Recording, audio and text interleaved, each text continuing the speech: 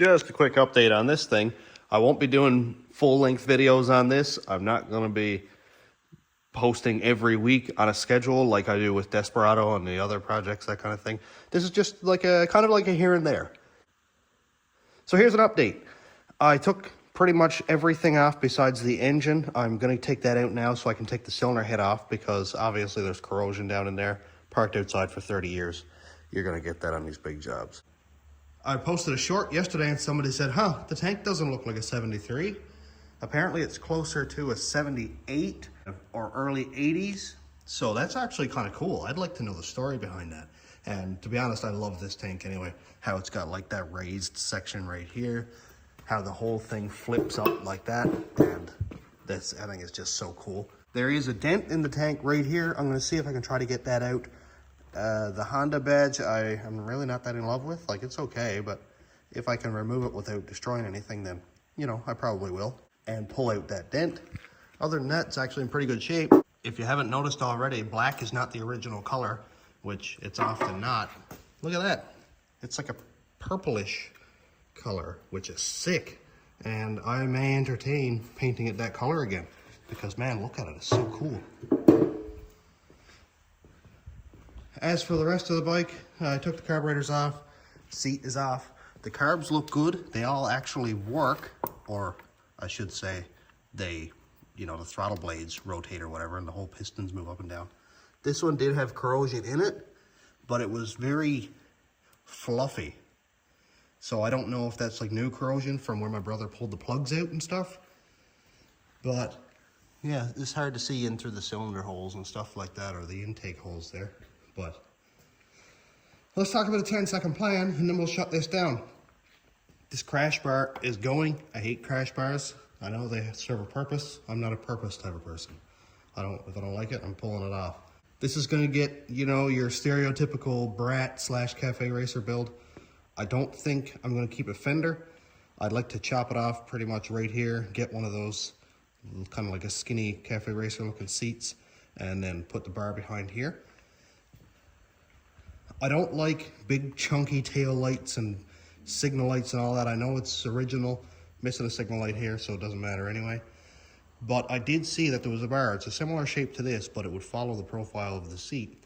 And it had a LED strip right across here that lit up red for park and brake lights, and then had a left and a right amber in it for signal lights, which I thought was really cool. It's really discreet, it's really sleek, and it wouldn't take away from the rear of the bike. Like this, as cool as it is, absolutely not.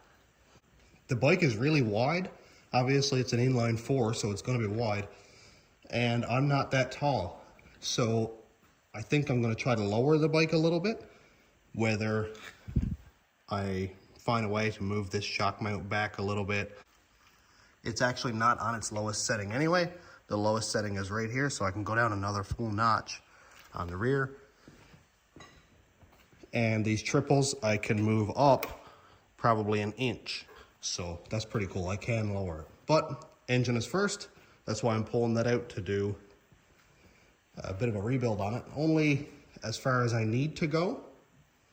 Enough to get it running, make sure it's good. Parts for this are actually really cheap.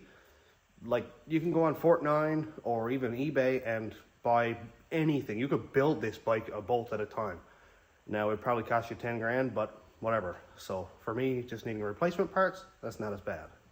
Somebody said this has electric start, and I do see a solenoid right here.